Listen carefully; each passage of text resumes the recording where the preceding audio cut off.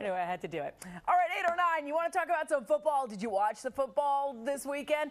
It was a sibling showdown at MetLife Stadium yesterday, and Big Brother won again. Peyton Manning and the Broncos beating Eli Manning and the Giants 41-23. Here to break it down, the Manning matchup, that is, his syndicated sports radio host on Sports Byline, Joe Spano, and DailyNational.com sports editor Mike Bako. So nice to have you guys here.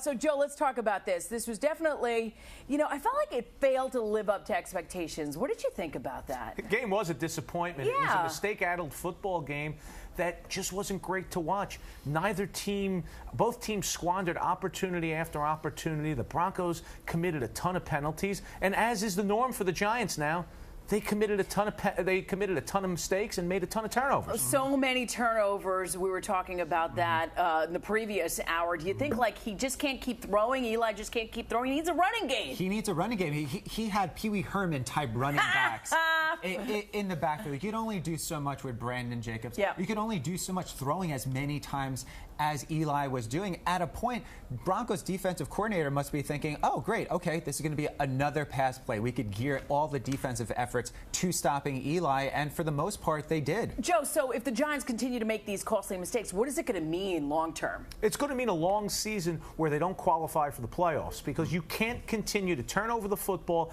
and be one-dimensional where you pass all the time and have no ability to run the football and win football games, and that's what we've seen through the first two games. But sometimes you see Eli turn it around. He always has on the back end when we go later into the season, and that's why he's been able to win. How many rings?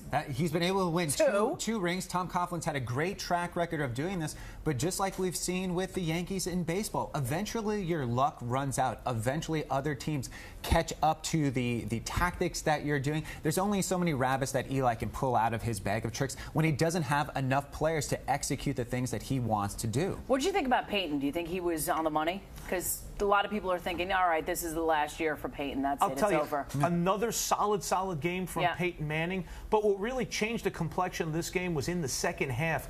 The Broncos coaching staff at halftime made some great adjustments. You saw Peyton go under center, and the Broncos started to run the football effectively, and that opened everything up through the air in the second half. So dollar for dollar, matchup for matchup, Peyton, Eli, who would you pick as the better quarterback if you could? I think if anyone goes against Peyton for this season, I think they don't know what they're talking about in terms of NFL knowledge. Eli's got another 10 years of a career past him. You asked Joe about, how long does Peyton have? He maybe has another year or two. Eli for his career, but Peyton's an all-time quarterback. I have to agree with you there, an all-time class act. Joe, you have a final word? Well, final word, Peyton is an all-time great.